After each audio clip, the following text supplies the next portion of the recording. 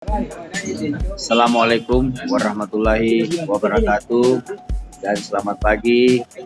Saat ini saya berada di Kota Makassar, tempat kelahiran saya, dan sebagai rutinitas setiap harinya mengisi waktu luang setelah latihan pagi, kami berada di Warkop R19, tepatnya di Jalan Mapanyuki, Kota Makassar, pusat kota yang dekat Stadion Matuangin, Makassar. Dan saya berada bersama rekan saya, Eka Puim, yang pemilik Warkop R19, dan juga rekan saya, pengusaha ayam ternak, dan juga ada rekan saya, Tinus, mantan pemain PSM, juga ada Amo, dan saya yang pernah juga untuk Borneo. Selamat datang.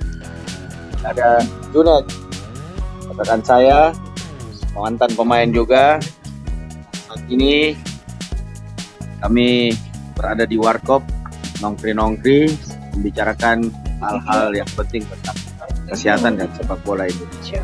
Mudah-mudahan demi majunya sepak bola, kita berharap segera semua akan berakhir dan kompetisi kembali berjalan. Amin, amin ya rabbal alamin. Kita Paca.